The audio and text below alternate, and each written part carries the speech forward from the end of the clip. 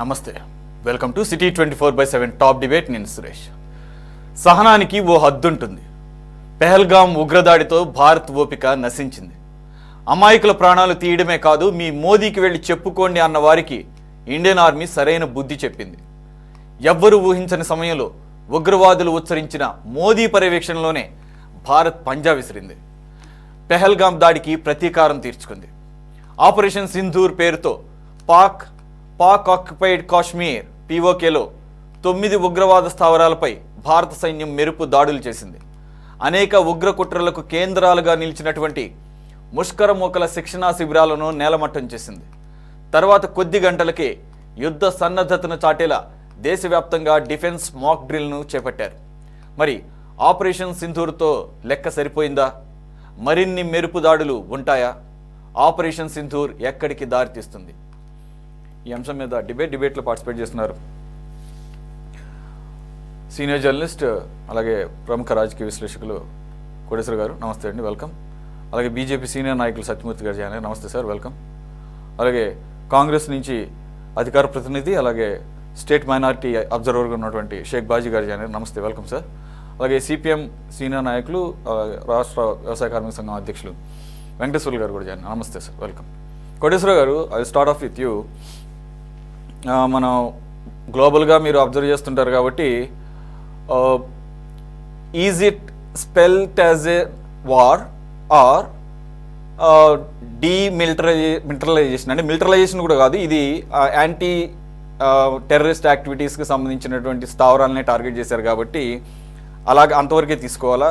As రెండు countries కూడా వార్ని యుద్ధాన్ని కోరుకోవడం లేదు, బట్ ఆ పరిస్థితి వస్తే మాత్రం ఆత్మరక్షణలో భాగంగా ముందుకే వెళ్తామని చెప్పేసి అంటున్నారు. మనం గత 3 సంవత్సరాల నుంచి చూస్తున్నాము, రష్యన్ యుక్రెయిన్ వార్కి కూడా అందరూ వార్ అంటున్నా కానీ ఈ రోజుకి కూడా వ్లాదిమిర్ పుతిన్ రష్యన్ ప్రెసిడెంట్ ఎప్పుడు కూడా దాన్ని వార్ అని అనలేదు. ఇట్స్ మిలిటరైజేషన్ అని చెప్పేసి చెప్తున్నాడు ఆయన ఎప్పుడు కూడా ఫుల్ ఫ్లెడ్జ్డ్ వార్ మేము ఇంకా అసలు ఇప్పటివరకు లేదని చెప్పేసి చెప్తాడు. సో ఈరోజు ఇండియా కూడా అదే చెప్పింది. ఈ అటాక్స్లో ఎక్కడా కూడా సివిలియన్స్ టార్గెట్ అవడం కానీ, అలాగే ఇంక్లూడింగ్ పాక్ రిలేటెడ్ మిలిటరీ స్థావరాలు కూడా ఎక్కడా కూడా టార్గెట్ అవ్వకుండా చాలా యాక్యురేట్గా చాలా ప్రెసిషన్తో కూడినటువంటి దాడులు చేశాము.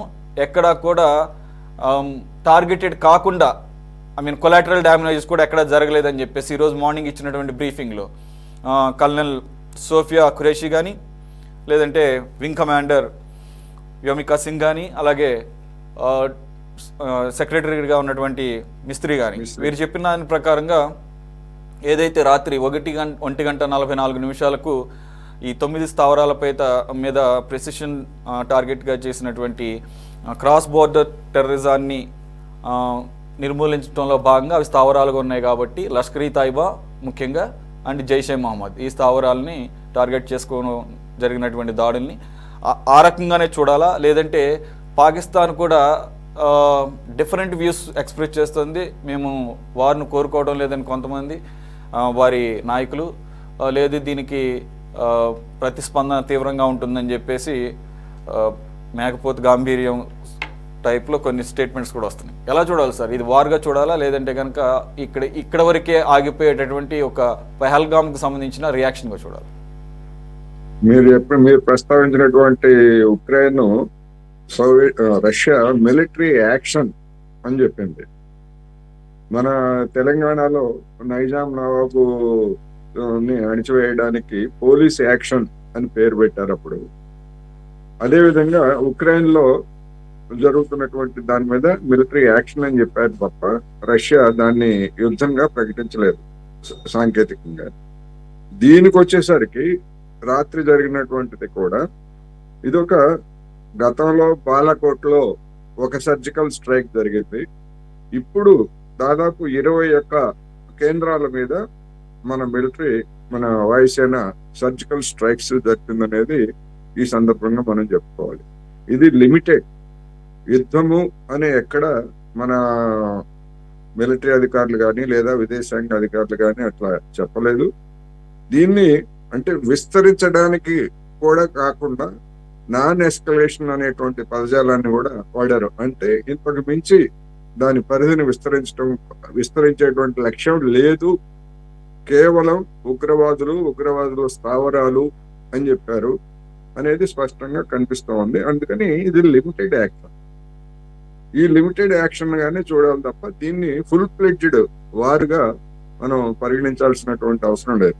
అయితే దీనికి పాకిస్తాన్ వైపు నుంచి వచ్చేటువంటి స్పందన ఏ విధంగా ఉంటుంది, దాన్ని బట్టి ఇప్పుడు రెండవ దశ అంటున్నారు కదా, ఆపరేషన్ సింధూర్ సెకండ్ స్టేజ్ అంటున్నారు కదా, సెకండ్ పార్ట్, అటువంటిది ఇంకా నిర్ణయం అయితే తీసుకోలేదు. తీసుకునేటువంటి పరిస్థితులు కూడా ఉన్నాయని నేను అనుకోవట్లేదు. ఎందుకంటే మీరు ఇంతటితో ఆగేట్లయితే మేము కూడా వెనక్కి తగ్గుతాం అన్నట్టుగా పాకిస్తాన్ వైపు నుంచి ఇప్పటికే సిగ్నల్స్ వచ్చాయి.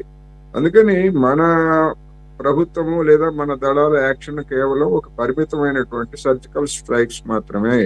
ఫుల్ ఫ్లెడ్జ్డ్ వార్ కనుక అయి ఉంటే పాకిస్తాన్ మిలిటరీ ఇన్స్టలేషన్స్ మీద కూడా దాడి చేసి ఉండేవారు.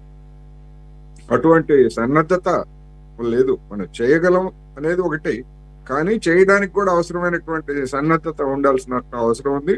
ఆ లక్ష్యం లేదు. రెండోది, ఉగ్రవాదం మీద జరిపేటువంటి పౌరుకి లేదా ఉగ్రవాదుల మీద జరిపేటువంటి పౌరుకి అంతర్జాతీయ సమాజం మొత్తంగా భారతదేశానికి అనుకూలమా వ్యతిరేకమా లేకపోతే ఐక్యరాజ్య సమితి అనేటువంటి దాంతో నిమిత్తం లేకుండా ఏకాభిప్రాయంతో భారతదేశానికి ఎటువంటి ఆత్మరక్షణ హక్కు ఉన్నది అనేటువంటి గతంలోనే స్పష్టంగా చెప్పారు. అందుకని అంతకు మించి యుద్ధం కనుక అయ్యేట్లయితే ప్రపంచ అభిప్రాయం డివైడ్ అయిపోతుంది. యుద్ధం ఎందుకు చేయాలి అనేటువంటి సమస్య వచ్చినప్పుడు ప్రపంచం డివైడ్ అయిపోతుంది. ఇప్పటి వరకు నిన్న భద్రతా మండలిలో జరిగినటువంటి చర్చ కానివ్వండి, లేదా ఎలాంటి తీర్మానము లేదా ప్రకటన కూడా లేకుండా పాకిస్తాన్ చెప్పినటువంటి దాన్ని తోసిపుచ్చినటువంటి దాన్ని మనం చూస్తున్నాం. అందుకని స్పష్టంగా నిర్దిష్టంగా మన ప్రభుత్వం ఇది కేవలం ఉగ్రవాదుల మీద తీసుకున్నటువంటి చర్య మాత్రమే అనేటువంటి స్పష్టంగా చెప్పారు. ఈ యుద్ధం కాదు. ఇవాళ రాత్రికి ఏదన్నా పాకిస్తాన్ వైపు నుంచి ఏదన్నా ఆల్రెడీ ఈ నిన్న రాత్రి జరిగినటువంటి దానికి సరిహద్దుల్లో కొన్ని కాల్పులు జరిపారు. దాదాపు ముగ్గురని లేదా 8 మంది అని చనిపోయారనేటువంటి వార్తలు వస్తున్నాయి. అది వేరే అంశం. ఇంతకు మించి ఈ దాడులతో నిలిచిపోతే ఇది మళ్ళా మామూలుగా బాలాకోట్ మాదిరే కంటిన్యూ అవుతుంది. లేకపోతే ఫర్దర్ కనుక పాకిస్తాన్ వైపు నుంచి కనుక అగ్రెషన్ లేదా ఇతరత్ర వస్తే అప్పుడు ఏం చేయాలనేటువంటిది ఇండియన్ గవర్నమెంట్ నిర్ణయిస్తుంది. అఖిలపక్ష సమావేశంలో కూడా ఉగ్రవాదుల్ని అణచడానికి అవసరమైనటువంటి తీసుకునేటువంటి చర్యలకి సంపూర్ణ మద్దతు ఇస్తామని చెప్పేసి అఖిలపక్ష సమావేశంలో అన్ని పార్టీలు చెప్పాయి. ఇవాళ కూడా మొత్తం అన్ని పార్టీల రియాక్షన్ అదే ఉన్నది. ఇప్పటి వరకు చేసిన దాన్ని కొనసాగింపుగా పాకిస్తాన్ మీద మరింత ఒత్తిడి తీసుకొచ్చి ఉగ్రవాదుల్ని లేదా ఉగ్రవాదాన్ని నిర్మూలించే విధంగా లేదా వాళ్ళని పట్టి మనకు అప్పగించే విధంగా ఒత్తిడి తేవాలనేటువంటి అభిప్రాయాన్ని మొత్తంగా చెప్పుకోవాలంటే అటువంటి అభిప్రాయం వ్యక్తమైంది అనేది నేను సందర్భంగా చెప్తాను. రైట్. సత్యమూర్తి గారు,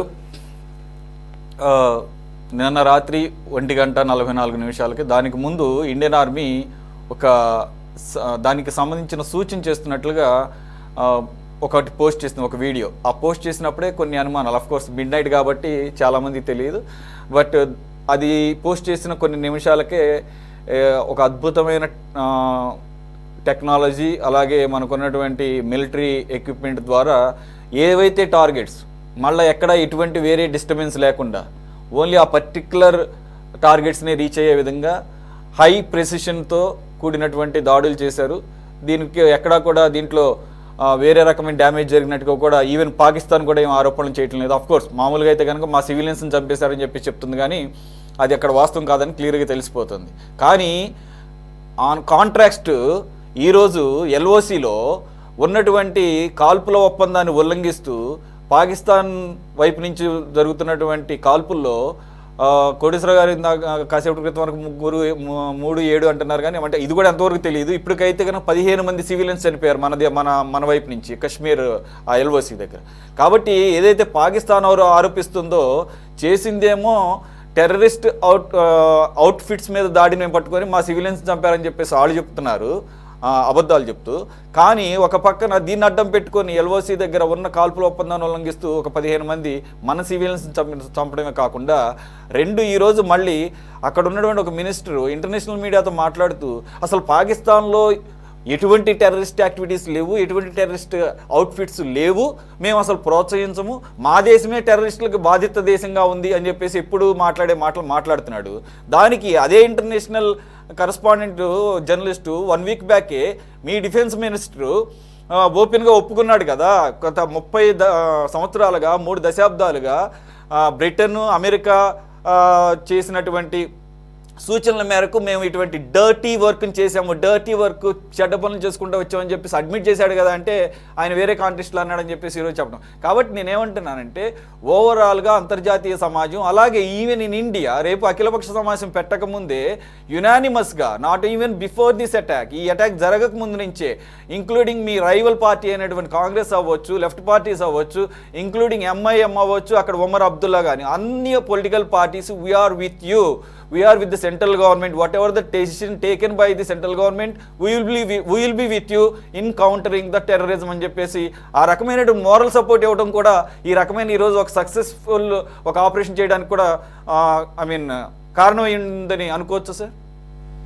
తప్పకుండా అండి. ముందుగా మీకు అలాగే ప్యానల్ ఉన్నటువంటి పెద్దలకి చూస్తున్నటువంటి వీక్షకులందరికీ కూడా హృదయపూర్వక శుభాకాంక్షలు చెప్తానండి. ఎందుకంటే ఒక భారతీయ పౌరుడిగా భారతీయుడు గర్వంగా తలెత్తుకునే విధంగా జరిగినటువంటి యాక్షన్ ని ప్రతి భారతీయుడు రాజకీయాలకు అతీతంగా మీరు ఇందాక మిత్రులు చెప్పినట్టుగా అందరూ సమర్థించారండి. ఇది చాలా గొప్ప విషయం. ఎందుకంటే మనకి మహాభారతంలో ఒక విషయం ఉంది, మేము 100 5 మేము 105 అని, మేము విడిగా ఉన్నప్పుడు మేము కొట్టుకు చేస్తాం, అది వేరే సంగతి. కానీ బయట వాడు వచ్చినప్పుడు మేము 105 అని చెప్పేసి, అంటే ఇవన్నీ మనకు ఊరికే కాదండి, ఇవన్నీ మనం అప్లై చేసుకోవాలి ఇవాళ. ఆ రకంగా ఇవాళ రాజకీయ పార్టీలు అన్నీ కూడా, ఇప్పుడు మోడీ గారు కూడా మొన్న రాహుల్ గాంధీ తోటి సమావేశం అయ్యారు, మీరు చూసారు ఆ విషయం.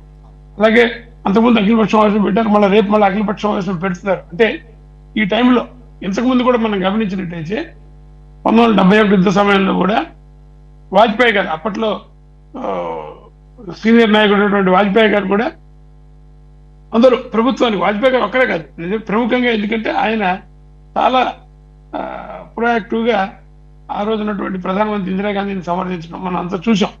ఇందిరాగాంధీని పొగడాలని కూడా మనం వెంట అది కాకపోయినా కూడా ఆ రకమైనటువంటి ఒక అప్రోచ్. అంటే మనం ఇవాళ దేశానికి వచ్చేటప్పటికి మనందరం ఒకటే, రాజకీయాలు కాదని చెప్పేసి ఇవాళ ఓవైసీ గారిని కూడా మనం అభినందించాలి. ఎందుకంటే ఆయన ముందు నుంచి చెప్పాడు, మళ్ళీ ఇవాళ ట్వీట్ కూడా చేశాడు, ఇది చాలా మంచి పని చేశారని చెప్పి. అంటే ఈ రకమైనటువంటి ఒక వాతావరణాన్ని రాజకీయంగా మనం దేశంలో నిర్మాణం చేయగలిగాం. మేమంతా కూడా ఒకే చాటి మీద ఉన్నాం. పాకిస్తాన్లో ఇందుకు భిన్నంగా ఉంది. మీరు చూడండి, ఇమ్రాన్ ఖాన్ పార్టీకి చెందినటువంటి ఆయన అన్నాడు, మీరు చూశారు కదా, నేను యుద్ధం వస్తే నేను వేరే చోటుకు వెళ్ళిపోతాను అని కొంచెం వ్యంగ్యంగా మాట్లాడాడు. దానికి భిన్నంగా మనందరం ఒకటే అనేది. తర్వాత పాకిస్తాన్కి ఒక గొప్ప గుణపాఠం, మీరు ఇందాక అన్నారు కదా, ఒక శరీరంలో ఒక భాగానికి ఏదైనా కనుక రోగం వస్తే, కణితి క్యాన్సర్ లాంటిది ఏదైనా వస్తే దాన్ని ఎంత ప్రిసైజ్గా సర్జరీ చేసి తీసేస్తారో ఆ రకంగా మనం అటాక్స్ జరిగినాయి. దీంట్లో మీరు అందుకే దీన్ని సర్జికల్ స్ట్రైక్ అని మనం చెప్పొచ్చు. అలాగే మీరు ఇందాక కంటిన్యూ చేస్తారని కూడా ఒక ప్రశ్న వేశారు సోదరులు.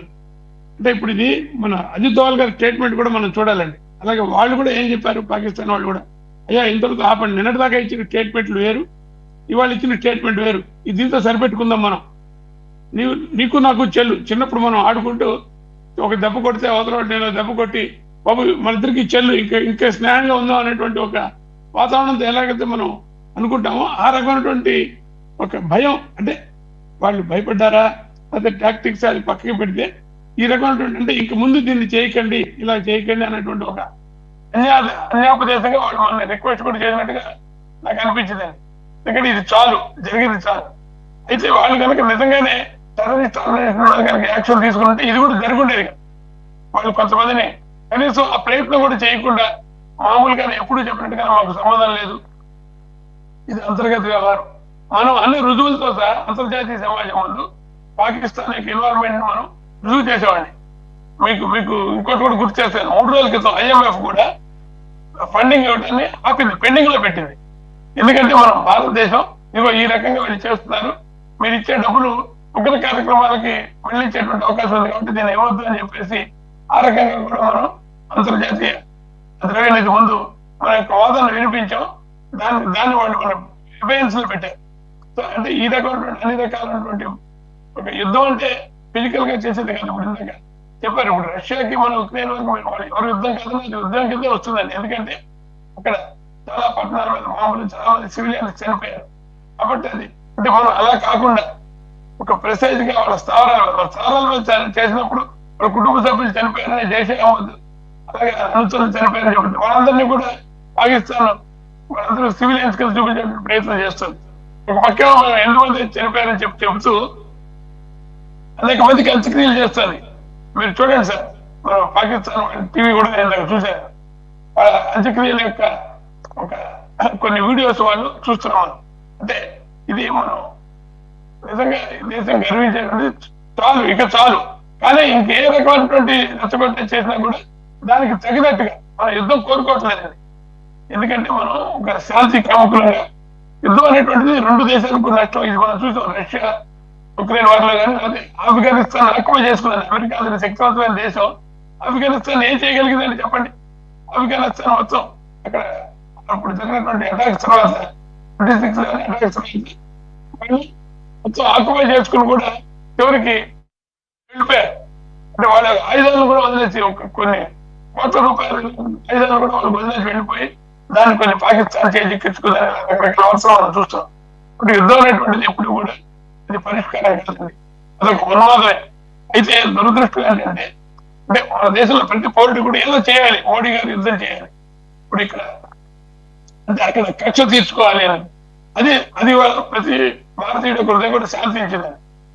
కాబట్టి అది జరిగింది. కాబట్టి ఇప్పుడు మీరు చెప్పారు సరిహద్దుల్లో ఇందాక మిత్రులు చెప్పినట్టుగా ఒక గురుద్వారా మీద వాళ్ళు అటాక్ చేశారు, బాంబు వేస్తే దానిలో చాలా మంది చనిపోయారు, 10 మంది చనిపోయారు. నేను విన్నాను, తెలియదు. అంటే ఆ రకమైనటువంటి దుర్దుడు చర్యలు వాళ్ళు ఖచ్చితంగా చేస్తుంటారు. సత్యమూర్తి గారు, ఇవాళ ఒక రోజే కాదు, రోజు దగ్గర అవి జరుగుతూనే ఉన్నాయి ప్రతి. అంటే సత్యమూర్తి గారు మీ పాయింట్స్ అర్థమైంది, కానీ కొద్దిగా ఆడియో డిస్టర్బెన్స్ ఉంది, మళ్ళీ తీసుకుంటాను మిమ్మల్ని. మీ పాయింట్ అయితే అర్థమైంది, మీరు చెప్పదలుచుకున్న పాయింట్లు అర్థమవుతున్నాయి, కానీ బ్రేక్ అవుతుంది వాయిస్, క్లారిటీ మిస్ అయింది. మళ్ళీ వస్తుంది. Okay sir. బాజీ గారు, క్లియర్గా ఈ పెహల్గామ్ దాడి మా పనే అని చెప్పేసి టీఆర్ఎఫ్ ద రెసిస్టెన్స్ ఫ్రంట్ అనే సంస్థ క్లెయిమ్ చేసుకుంది. ఈరోజు పాకిస్తాన్ ఏమంటుంది, పాకిస్తాన్ మినిస్టర్స్ ఈరోజు కూడా లేటెస్ట్గా అసలు పాకిస్తాన్కి సంబంధం లేదు పెహల్గామ్ దాడులకి. దీనికి పాకిస్తాన్ ఎప్పుడూ కూడా టెర్రరిస్ట్ యాక్టివిటీస్ని ప్రోత్సహించదు. అసలు పాకిస్తాన్ భూభాగంలో టెర్రరిస్ట్ అవుట్ఫిట్స్ లేవు, చోటు ఉండదు అని చెప్తూను. మరి టీఆర్ఎఫ్ ఎప్పుడు ఎవరిదే ఈ సంస్థ అంటే లష్కర్ ఈ తోయిబాకి సంబంధించినటువంటి అనుబంధ సంస్థ ఇది క్లియర్గా ఎస్టాబ్లిష్ అయింది. ఆ లష్కర్ ఈ తోయిబా సంస్థ అనేది పాకిస్తాన్ పెంచి పోషిస్తున్నటువంటి టెర్రరిస్ట్ సంస్థ అని చెప్పేసి అంతర్జాతీయ సమాజం కూడా ఎప్పుడో గుర్తించినటువంటి వ్యవహారం. సో క్లియర్గా ఇక్కడ పాకిస్తాన్ యొక్క పాత్ర క్లియర్గా కనబడుతున్న నేపథ్యంలో ఈ స్ట్రైక్ని పర్టికులర్గా దీనికి ఆపరేషన్ సింధూర్ అని పేరు పెట్టడంలో కూడా చాలా గూఢార్థం ఉంది. అంటే చాలా ఓపెనింగ్ కనపడుతుంది, కానీ చాలా మీనింగ్ఫుల్గా ఉంది. ఎవరైతే పెహల్గామ్కి సంబంధించినటువంటి వారిని చంపేటప్పుడు వాళ్ళు వ్యవహరించిన తీరు, మీరు ఏ మతం అని చెప్పేసి హిందువులను మాత్రమే టార్గెట్ చేసుకొని వారి యొక్క భర్తలను మాత్రమే లేదా ఓన్లీ మగవారిని మాత్రమే టార్గెట్ చేసుకోవడం ద్వారా ఒక కప్పులను అయితే మమ్మల్ని కూడా చంపేయండి అంటే ఆ భార్యను పిల్లల్ని అడిగితే లేదు వెళ్ళి మీ మోదీ చెప్పుకోవడం అంటం ద్వారా మీ సింధూరాన్ని తొలగించాము అని చెప్పేసి వాళ్ళు ఇచ్చిన దానికి జవాబుగా ఈరోజు ఆపరేషన్ సింధూర్ అని పేరు పెట్టడం. సరే హిందువులకు సంబంధించింది అనేది నేను అన్న, కానీ అది మొత్తానికి ఆ రకమైనటువంటి ఓవరాల్గా హిందువులను టార్గెట్ చేయడం ద్వారా ఆ పేరుకు కూడా సార్థకం చేకూరిందేమో అనిపిస్తుంది క్లియర్గా.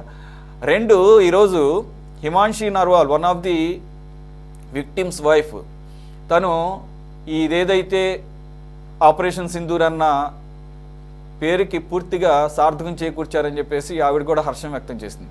బట్ అన్ఫార్చునేట్లీ ఆవిడని కూడా ఇక్కడ ఉన్నటువంటి ఎవరైతే జాతీయవాదులు అని చెప్పేసి మూర్ఖత్వంగా బిహేవ్ చేసే వాళ్ళు ఆవిడని కూడా టార్గెట్ చేయడం జరిగింది. ఎప్పుడు 4 రోజుల క్రితం ఇక్కడ ఇది టెర్రరిస్ట్ యాక్టివిటీగానే చూడండి, అంతేగాని మొత్తం ముస్లిం సమాజానికి అంటగా కట్టేటట్టుగా మాట్లాడకండి, ఆ రకంగా వాళ్ళని టార్గెట్ చేయకండి అని ఆవిడ ఇచ్చిన ఒక పిలుపుని ఆవిడ ఏకంగా ఆవిడ క్యారెక్టర్ అసాసినేషన్ చేస్తూ ఆవిడ యొక్క శీలాన్ని కూడా శంకిస్తూ సోషల్ మీడియాలో పోస్టులు పెట్టిన ఒక దుష్ట సాంప్రదాయం కూడా మనం చూస్తున్నాం. దాన్ని కూడా ఖండించింది. మహిళా కమిషన్ కూడా ఇంటర్వ్యూన్ అయింది. ఏదేమైనా ఈరోజు ఆవిడ కూడా స్పందించింది. కాబట్టి ఇవన్నీ కూడా ఒక గుణపాఠాలుగా నేర్చుకోలేము. ఎటువంటివి జరిగినప్పుడు ఎంతవరకు మాట్లాడాలి, ఎంత దాకా వెళ్ళాలి అనేది. అతిగా జాతీయవాదాన్ని మూర్ఖంగా దాన్ని తీసుకువెళ్తే కూడా ఏ రకమైనటువంటి పర్యవసానాలు ఉన్నాయి. ఎలా చూడాలి సార్ ఓవరాల్గా ఆపరేషన్ సింధు? ముందుగా సురేష్ గారు మీకు, అలాగే ప్యానెల్లో ఉన్న పెద్దలకి, మన ఛానల్ వీక్షకులందరికీ కూడా శుభ సాయంత్రం నమస్కారం. ఇది మొత్తం భారతదేశ చరిత్రలోనే అత్యంత మరి చరిత్రలో లిఖించదగిన సర్జికల్ స్ట్రైక్ గా నిన్న జరిగింది మనం చెప్పుకోవచ్చు. దీనికి ఏంటంటే మన దేశ భారత ప్రభుత్వాన్ని, అట్లాగే మన సైనికుల యొక్క శక్తిని, వాళ్ళ యొక్క సమయస్ఫూర్తిని, వాళ్ళ యొక్క నైపుణ్యాలని మనం నిజంగా అభినందించి తీరాలి. ఎందుకంటే ఇక్కడ స్పష్టంగా భారత్ ప్రపంచంలో ఉన్న ఏదైతే యునైటెడ్ నేషన్స్ లో ఉన్న మరి 20 దేశాలు అన్నిటికీ కూడా సమాచారాన్ని పంపి ఏ రకంగా క్లారిటీగా ఏ లక్ష్యం ఏంటి, కేవలం పాకిస్తాన్ మీద ఒక యుద్ధం కాదు ఇది.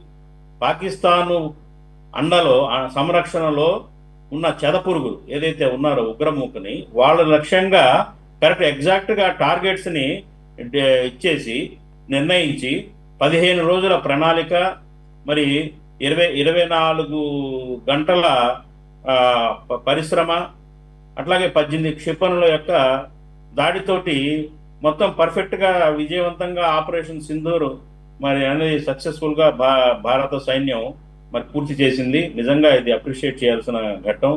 కేవలం 26 మంది భారతీయుల ప్రాణాలు కోల్పోయిన మహిళలు వాళ్ళ యొక్క ఆత్మ, వాళ్ళ యొక్క మనశ్శాంతి కలగజేయడమే కాదు, 140 కోట్ల మంది భారతీయులందరూ కూడా ఈరోజు చాలా సంతోషంతో, చాలా ఆత్మ సంతృప్తితోటి సంతోషంగా ఉన్నారనే చెప్పడంలో ఎట్టి సందేహం లేదు.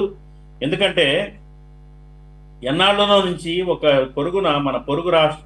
మన దేశ సరిహద్దులో ఎప్పటి నుంచో ఈ కాశ్మీర్ అంశం కానివ్వండి, పాకిస్తాను మరి పెంచి పోషిస్తున్న ఉగ్రవాద సంస్థలు భారతదేశం మీద దాడి చేయటం, అమాయకుల్ని పెట్టుకోవటం, అనేక దాడులు మనం చూస్తూ వచ్చాం. ఈ దాడులన్నీ కూడా ఎంతమంది సామాన్యులు ప్రాణాలు విడిచారు, సైనికులు ప్రాణాలు విడిచారు. అట్లాగే ఏంటంటే దీనికి ఒక అంతం కాని విధంగా ఇది తయారైంది. ఇక్కడ ఒక $1 మిలియన్ క్వశ్చన్ ఏంటంటే, ఈ రోజు మనం సాధించింది మొన్న వాళ్ళు చేసిన దానికి ప్రతీకార చర్యగా మరి ఉగ్రవాద సంస్థలను నిర్మూలించడం. దాంట్లో ఏంటంటే ప్రధానంగా నిన్న జరిగిన దాంట్లో ఒక ముఖ్యమైన అంశాన్ని మనం మాట్లాడుకోవాల్సి వస్తే కనుక, ఈ జైషే మహమ్మద్ చీఫ్ ఎవడైతే మసూద్ అజార్ ఉన్నాడో వాడి యొక్క కుటుంబం మొత్తం నాశనం అయింది. కుటుంబాన్ని చంపేశారు. దాదాపు 10 మంది సభ్యులు, అతని భార్య, అతని అక్క భర్త, మేనల్లుడు, మేనకోడలు, వాళ్ళ కుటుంబం, పిల్లలు మొత్తం అందరినీ కూడా ఈ దాడుల్లో మట్టుబెట్టారు. అతను ఏదో ప్రగల్భాలు పలుకుతా ఉన్నాడు, నేను ప్రతీకారం తీర్చుకుంటాను అని చెప్పేసి. ఏదేమైనప్పటికీ కూడా ఇది ఒక ముందడుగు. అట్లాగే 9 స్థావరాల్ని ధ్వంసం చేశారు. అయినప్పటికీ కూడా ప్రమాదం అయితే పూర్తిగా పోలేదనేది నా అభిప్రాయం. ఇది అంతమా లేక మళ్ళీ మరొక తీవ్రమైన ఉద్రిక్తతలకు ఆరంభమా అనేది మనం మరొక చర్చగా మిగిలింది. ఎందుకంటే పాకిస్తాను ఒక మూర్ఖపు దేశం. పాకిస్తాన్ అడ్మినిస్ట్రేషను ఒక మలినమైన, కలుషితమైన మనస్తత్వ భావజాలం కలిగిన అడ్మినిస్ట్రేషన్. అక్కడ పౌరులు ఎవరు కూడా కోరుకోవట్లేదు, పౌరులు శాంతిని కోరుకుంటున్నారు. అక్కడ లోకల్లో ఉన్న అత్యధిక సింహభాగం పౌరులు ఏంటంటే మన ఆర్థిక పరిస్థితి ఏంటి, వాళ్ళకి తినడానికి తిండి లేని పరిస్థితులు ఉన్నాయి, అధ్వానమైన ఆర్థిక పరిస్థితులు, కనీస సదుపాయాలు లేని విధంగా జీవితాన్ని అక్కడ పౌరులు గడుపుతుండగా ఆ దేశ పరిపాలకులు సైనికుల యొక్క ఇన్ఫ్లుయెన్స్ తోటి, వాళ్ళకి సొంతంగా వెన్నెముక అనేది లేదు, సైనిక శక్తుల యొక్క ఇన్ఫ్లుయెన్స్ తోటి అక్కడ అడ్మినిస్ట్రేషన్ నడుస్తూ ఉంది. వాళ్ళు కేవలం ఏంటంటే ఒక మూర్ఖపు భావజాలంతో ఈ ముష్కరుల్ని ఉసుగొల్పటం, వాళ్ళకి ఫైనాన్సింగ్ చేసి ఆయుధాలు సమకూర్చి మరి పొరుగు దేశం మన భారత్ మీద ఉసుగొల్పి ఈ వీళ్ళని పెంచి పోషించారు. కేవలం మన భారత్ మీదే కాదు, అంతర్గతంగా కూడా ఉగ్రవాద సంస్థలు భారత్లో కూడా చాలా మందిని పొట్టబెట్టుకో, పాకిస్తాన్లో కూడా వాళ్ళని అనేక దాడులు చేసి పాకిస్తాన్ పౌరులను కూడా పొట్టన పెట్టుకున్న పరిస్థితి ఉంది. కాబట్టి ఏంటంటే ఇది టోటల్ గా ఏదైతే ఉగ్రవాదం కేవలం ఈ 9 స్థావరాలే కాదు, ఈ చెద పుట్టలు ఎక్కడెక్కడ ఉన్నాయో పాకిస్తాన్ అంతర్భాగంలో ఉన్నా కూడా ఏరి పారేయాల్సిన అవసరం ఎంతైనా ఉంది. అంతేకాదు ఏదైతే పాకిస్తాన్ అడ్మినిస్ట్రేషన్ ఒక మూర్ఖపు భావజాలం కలిగిందో ఇవాళ మళ్ళీ రేపు వాళ్ళు ఊరుకుంటారనుకోవడానికి లేదు. మనం అప్రమత్తంగా ఉండి తీరాలి. రేపు మరిన్ని వాళ్ళు సైలెంట్ గా ఉండి మరింత వైలెన్స్ క్రియేట్ చేసే అవకాశం కూడా ఉంది. వాళ్ళు దొంగ దెబ్బ తీసే అలవాటు పాకిస్తాన్కి ఉంది. కాబట్టి మనం అప్రమత్తంగా ఉండాల్సిన అవసరం ఉంది అనేది నా అభిప్రాయం. ఏదేమైనప్పటికీ కూడా ఏదైతే మీరు అన్నట్లు ఇది సింధూరం, 26 మంది సింధూరాన్ని మరి తీసివేసిన ముష్కరులకి ఒక గుణపాఠం చెప్పడమే కాదు, ప్రపంచ దేశాలకు కూడా భారతదేశం ఎంత ప్రామాణికంగా, ఎంత విశ్వసనీయంగా, ఎంత నిబద్ధతగా, నిక్కచ్చిగా వ్యవహరించగలుగుతుంది అనేది ప్రపంచానికి చాటి చెప్పింది ఈ రోజు తెల్లవారుజామున జరిగిన ఇన్సిడెంట్ తోటి అని చెప్పేసి మనం ఖచ్చితంగా చెప్పి తీరాల్సిందే. కాబట్టి ఏంటంటే ఇవాళ ప్రపంచంలో ఉన్న ఐక్యరాజ్య సమితిలో ఉన్న అన్ని దేశాలే కాకుండా ప్రపంచంలో ఉన్న అనేక దేశాలు ఇంక్లూడింగ్ ముస్లిం దేశాలతో సహా అప్రిషియేట్ చేస్తాయి భారతదేశం యొక్క విధానానికి. కాకపోతే ఇప్పుడు ఏదైతే అమెరికా కానివ్వండి, యూకే కానివ్వండి, ఇజ్రాయెల్ కానివ్వండి, ఏదైతే ఈ యునైటెడ్ నేషన్స్ లో సభ్యత్వ దేశాలు ఏదైతే ఉన్నాయో ఇప్పుడు ఏం చెప్తున్నాయంటే ఈ ఫర్దర్ ఉద్రిక్తలకు అవకాశం ఇవ్వకుండా దీనికి సామరస్యపూర్వకంగా ఏదన్నా మార్గం వెతకండి, కావాలంటే మేము సహకరిస్తాము అని చెప్తా ఉన్నాయి. దానికి అవసరమైతే ఏదైతే ఇప్పటి వరకు కూడా భారత్ 15 రోజుల నుంచి అనుసరించిన ఏదైతే ఆర్థిక మూలాలను దెబ్బకొట్టడం కానివ్వండి, నదుల యొక్క నీటిని ఆపి వాళ్ళని దిగ్బంధం చేయడం కానివ్వండి, ఇలాంటి అంశాలను ప్రాతిపదికగా డైలాగ్స్ తోటి, సంభాషణలతోటి పాకిస్తాన్ దారికి తెచ్చుకునే పరిస్థితి మీరు అవకాశాలను వెతకండి తప్ప ఉద్రిక్తతలకు పోవద్దు అని మన మిత్ర దేశాలు కానివ్వండి, ప్రపంచ దేశాలు కాంక్షిస్తా ఉన్నాయి. నేనైతే ఇది సమసిపోయింది అనుకోవటం లేదు. ఎందుకంటే మన పొరుగున ఉన్న దేశం ఒక మూర్ఖపు దేశం. ఇందాకే చెప్పాను, వాళ్ళకి మతి లేదు, చాలా మూర్ఖపు భావజాలం కలిగిన దాంట్లో ఉన్నారు. కాబట్టి వాళ్ళు ఈ శాంతి వచనాలు కానివ్వండి, ఈ డిస్కషన్స్ తోటి సామరస్యంగా తమ స్థానం ఏంటి, మా పరిస్థితి ఏంటి, మాకేం కావాలి, మన ప్రజలకు ఏం ఇవ్వాలి, ఎలా పరిపాలనలోకి వెళ్ళాలనే ఆలోచన వదిలేసి కేవలం మన భారత్ మీద దాడి చేయటం, భారత్ యొక్క అభివృద్ధిని చూసి ఓర్వలేక, అట్లాగే కాశ్మీర్లో నెలకొంటున్న సాధారణ పరిస్థితులు చూసి ఓర్వలేక ఏదైనా కానీ మన అంతర్గతంగా ఇబ్బందులు పెట్టాలనే కుయుక్తుల్ని వాళ్ళు కోసం ప్రయత్నిస్తున్నారు. కానీ వాళ్ళ ఇల్లు వాళ్ళు చక్కబెట్టుకునే పరిస్థితుల్లో లేరు. కాబట్టి ఇది ఫర్దర్ గా ఇంకా కూడా ఉద్రిక్తతలు రావచ్చేమోనన్న ఒక అనుమానం కలుగుతోంది. కాబట్టి భారత ప్రభుత్వం మరింత అప్రమత్తంగా ఉండాల్సిన అవసరం ఉంది. అట్లాగే ఇక్కడ చాలా ముఖ్యమైన అంశం ఏంటంటే ఇవాళ ఈ దేశంలో ఎన్నో రాజకీయ పార్టీలు ఉండొచ్చు కాక, కాంగ్రెస్ పార్టీగా మేము కూడా ప్రతిపక్షంగా మరి ఎన్డీఏ ప్రభుత్వాన్ని అనేక విధానాల పరంగా విమర్శిస్తాం. కానీ ఈ విషయంలో భారతదేశ ఐక్యత విషయంలో కానీ, రక్షణ విషయంలో వచ్చేసరికి అన్ని పార్టీలు కూడా, దేశంలో ఉన్న ఏ ఒక్క పార్టీ కూడా విభేదించలేదు, ప్రభుత్వానికి అండగా ఉన్నాయి, అప్రిషియేట్ చేస్తున్నాయి. ఈవెన్ మా పార్టీ నాయకుడు రాహుల్ గాంధీ గారు, అధ్యక్షుడు మల్లికార్జున ఖర్గే గారు కూడా అప్రిషియేట్ చేశారు, అభినందించారు గవర్నమెంట్ ని. అట్లాగే రేపు అఖిల పక్షంలో కూడా పాల్గొని, అట్లాగే మా పార్టీ సిడబ్ల్యూసీ సమావేశం కూడా ఏర్పాటు చేసుకొని అప్రిషియేట్ చేశారు ప్రభుత్వం యొక్క చర్యల్ని. సో ఏంటంటే ఇది గుడ్ సైన్. ఏదైతే భారతదేశ సమగ్రతకి ఐక్యతకి చిహ్నంగా మనం అనుకోవాలి. అట్లాగే మున్ముందు కూడా ఏ విధమైన కూడా ఇబ్బందులు లేకుండా, తీవ్రతలు ఉద్రిక్తలకు తావు ఇవ్వకుండా చక్కటి దౌత్యం ద్వారా కానివ్వండి, లేకపోతే ఇదే విధమైన పంధాన్ని అనుసరిస్తూ ముష్కర మూక మన దరిదాపుల్లో కూడా లేకుండా చేసే విధానాల్ని అనుసరించాలి ప్రభుత్వం అని చెప్పేసి నేను కోరుకుంటున్నాను. సురేష్ గారు. ఎస్ బాజీ గారు. వెంకటేశ్వర్లు గారు, అంతర్జాతీయ సమాజం మొత్తం కూడా ఈరోజు జరిగినటువంటి ఈ స్ట్రైక్స్ని ఆహ్వానిస్తూనే అట్లీస్ట్ ఖండించకపోతున్నటువంటి తరుణంలో చైనా ఒక్కటి మాత్రం కాస్త ఈ స్ట్రైక్స్ని ఖండిస్తూ పాకిస్తాన్కి మద్దతు పలికిందని అన్న కానీ దీన్ని అయితే సమర్థించలేదు. ఇంక్లూడింగ్ అక్కడ రష్యా దగ్గర నుంచి అన్ని దేశాలు, ఈవెన్ సౌదీ, మేబీ ఒక టర్కీ మాత్రం మొదటి నుంచి కూడా పాకిస్తాన్కి ప్రోగా ఉంటూ వస్తుంది. బట్ ఈ సందర్భంలో టర్కీ ప్రస్తావన రాలేదు. కానీ చైనా యొక్క రియాక్షను ఇక్కడ ఉన్నటువంటి సీమాంతర ఉగ్రవాదాన్ని పెంచి పోషించేదానికి ఉపయోగపడేదట్టే ఉంది తప్ప ఈ రకమైనటువంటి ఓన్లీ టెర్రరిస్ట్ అవుట్ఫిట్స్ని మాత్రమే టార్గెట్ చేస్తున్నప్పుడు ఇటువంటి వాటిని ఎందుకు చైనా ఒక స్టాండ్ తీసుకోలేకపోతుంది అనేది ఒక ప్రశ్నగా మిగిలిపోతుంది. When all parties in India including left parties కూడా, including Congress, every party support చేస్తూ, ఎందుకంటే పెహల్గామ్ అనేది ఒక అన్యాయపూరితంగా ఒక అమాయకుల్ని టార్గెట్ చేస్తూ జరిగినటువంటి, ఇదేమి మిలిటరీ యాక్షన్ కాదు. ఏదో బార్డర్ దగ్గర ఎల్ఓసి దగ్గర కాల్పులతో అటు ఇటు చనిపోయారంటే ఎంతో కొంత అర్థం చేసుకోవచ్చు. అలా కాకుండా పర్యాటకుల్ని టార్గెట్ చేసుకొని అమాయకుల్ని, అది కూడా ఒక వర్గం వారిని మాత్రమే టార్గెట్ చేస్తున్న జరిగినటువంటి క్రమంలో ఈ రిటాలియేషన్ అటాక్స్ని మరి ఇలా కాకుండా ఇంకెలా సమాధానం చెప్తారు? ఖచ్చితంగా చేయాల్సిందే అని చెప్పేసి అందరూ సమర్థిస్తున్న వేళ ఎలా చూడాలి ఈ రకంగా చైనా యొక్క పాత్ర దీంట్లో?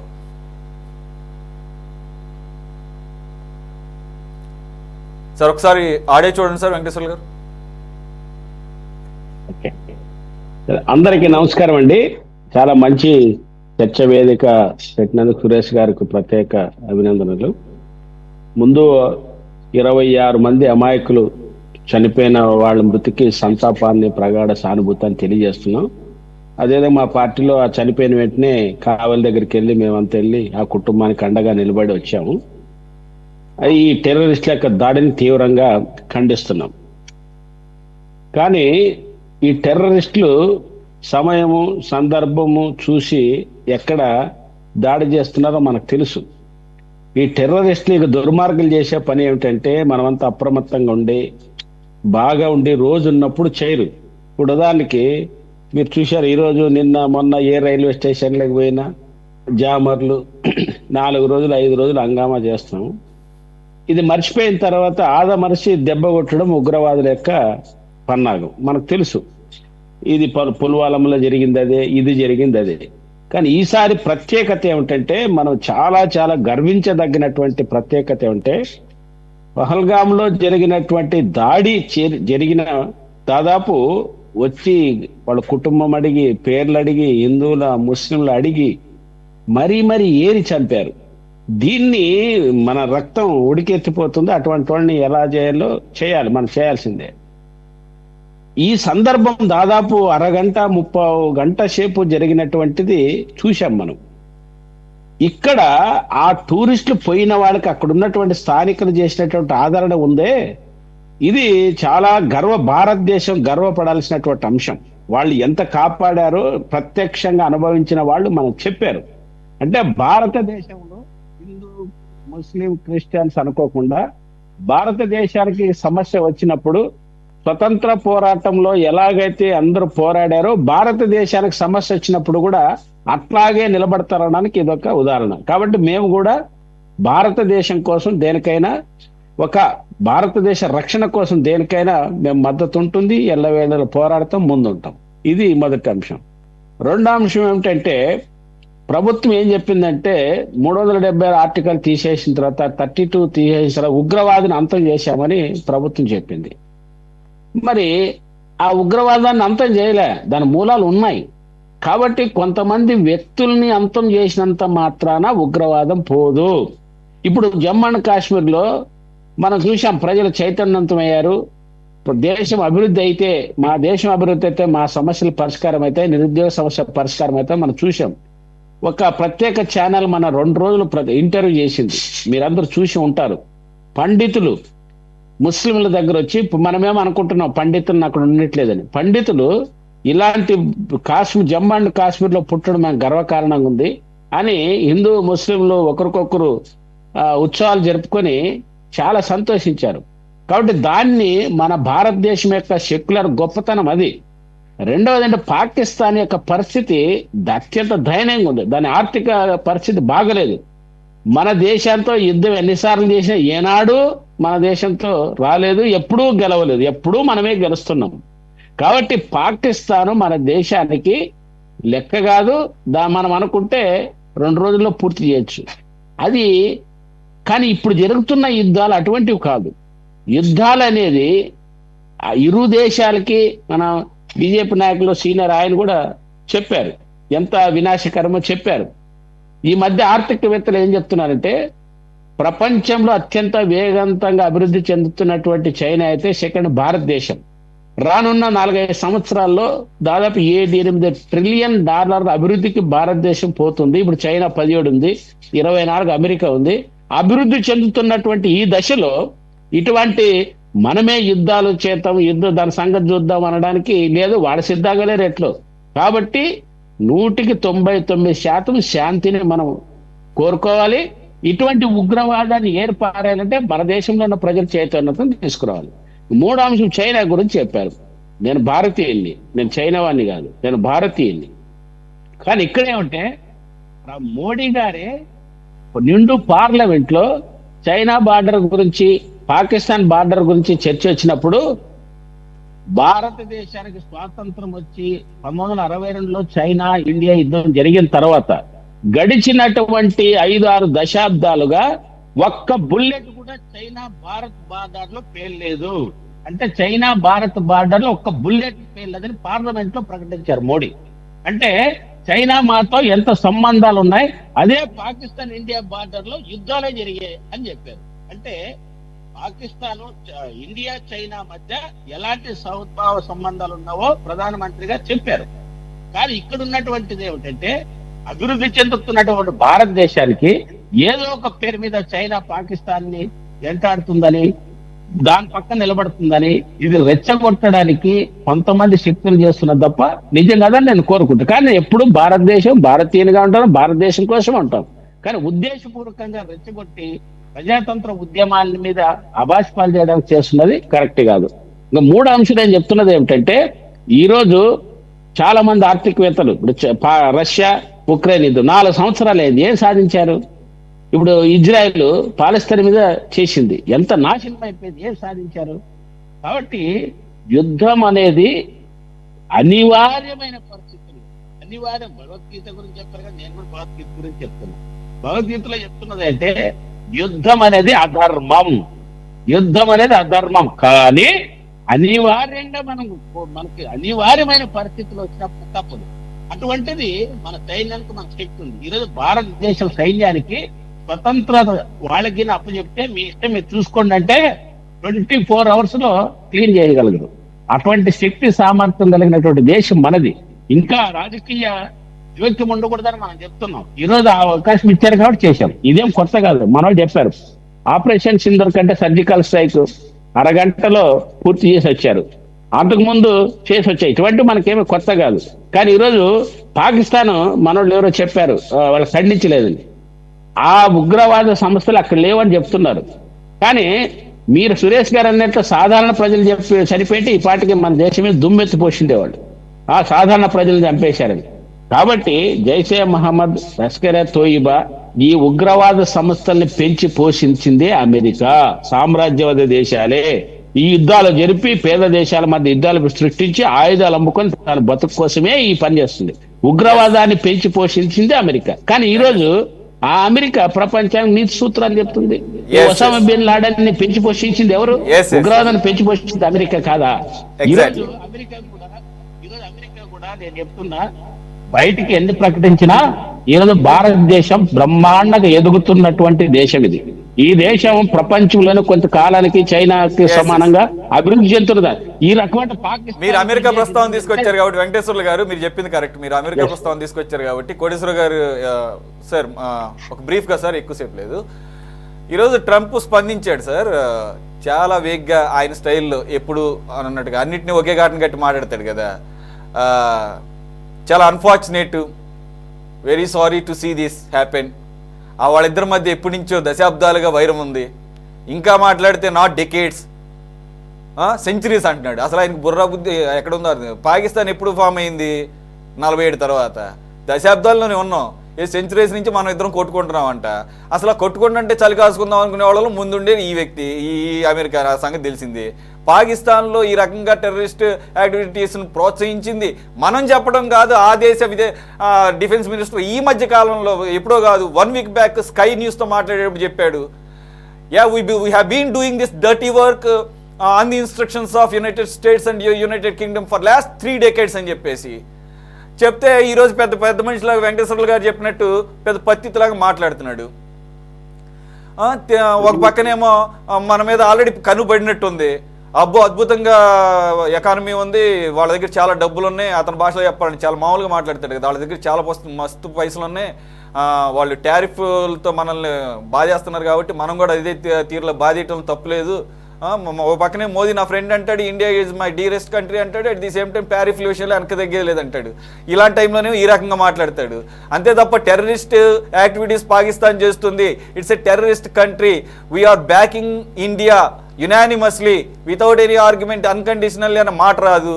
ఇలా గోడ మీద పిల్లి లాంటి వాటమే ఈరోజు చూపించడం. రెండోది సార్ క్విక్గా చెప్పండి, ఈరోజు పిఓకేలో అటాక్ ఒక ఎత్తు అయితే పాకిస్తాన్ లోపలికి వెళ్ళి ఒక 4 టార్గెట్స్ని అన్నప్పుడు నేను ఒక నైవ్గా అడుగుతున్నాను sir, as a doubt clarity. ఇప్పుడు ఆ దేశం యొక్క సరిహద్దుల్ని దాటి వెళ్ళటాన్ని మరి అది అతిక్రమించినట్టే అని చెప్పేసి రేపు పాకిస్తాన్ని దాన్ని సాగుగా చూసుకునే అవకాశం ఎంతవరకు ఉంది అంతర్జాతీయ సమాజంలో?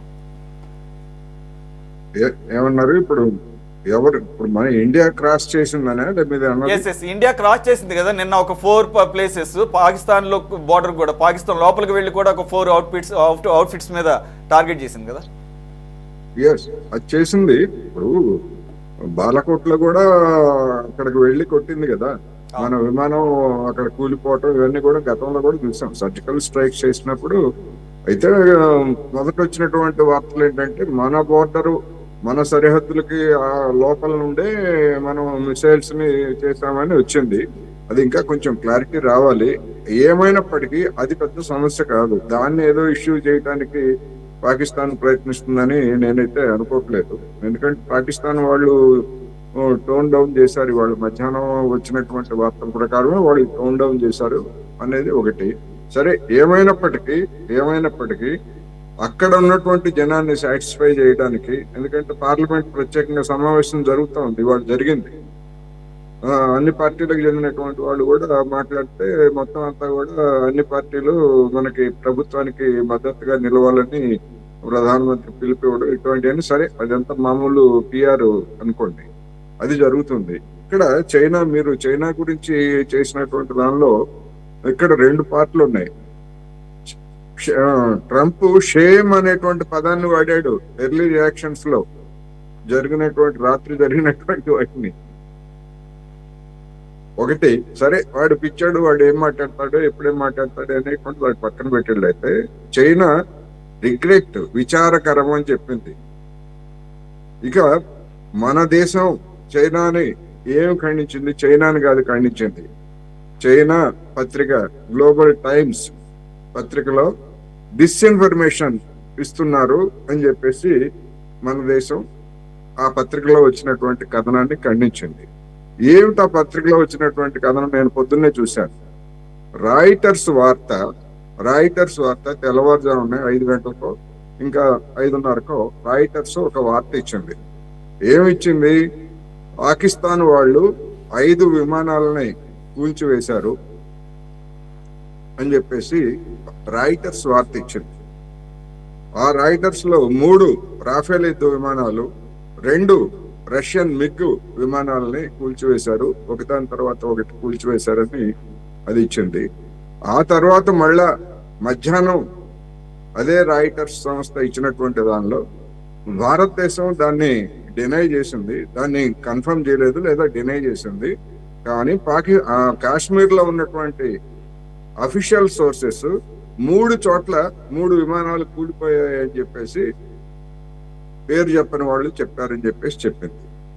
గ్లోబల్ టైమ్స్ లో మార్నింగ్ వచ్చినటువంటి దాని ప్రకారం 3 విమానాలని పాకిస్తాన్ వాళ్ళు కూల్చివేశారు అనేటువంటి వార్తని గ్లోబల్ టైమ్స్ ఇచ్చింది. అది డిస్ఇన్ఫర్మేషన్, మీరు వెరిఫై చేసుకోకుండా దాన్ని ఇచ్చారు అని చెప్పేసి మన ఎంబసీ, అక్కడ ఉన్నటువంటి ఎంబసీ అభ్యంతరం తెలుపుతూ ట్వీట్ చేసింది. అంతేగాని చైనా ప్రభుత్వము పాకిస్తాన్కి మద్దతుగానో లేదా భారత్కు వ్యతిరేకంగానో ఇంతవరకు ఎలాంటి ప్రకటన చేయలేదు, విచారకరం అని చెప్పింది తప్ప ఏ విధమైనటువంటిది చేయలేదు. అందుకని మన దేశం చేసినటువంటి విమర్శ గ్లోబల్ టైమ్స్ మీద, అది కూడా గ్లోబల్ టైమ్స్ లో వచ్చినటువంటి వార్త మీద. రెండోది, ఇంతవరకు మన మిస్త్రీ గారు ఇంతకు ముందే మీరు చెప్పినట్టుగా మన మిలిటరీ అధికారులు కానీ లేదా మిస్త్రీ గారు కానీ మార్నింగ్ జరిపినటువంటి పత్రికా గోష్ఠిలో మరి రాయిటర్స్ వార్త అప్పటికే వచ్చింది. డాన్ పత్రికలో, పాకిస్తాన్ డాన్ పత్రికలో నేను చూశాను. మొత్తంగా రాయిటర్స్ అంతర్జాతీయంగా న్యూస్ ఏజెన్సీ ఇచ్చినటువంటి వార్త అంతర్జాతీయంగా అన్ని దేశాలకి వెళ్ళింది.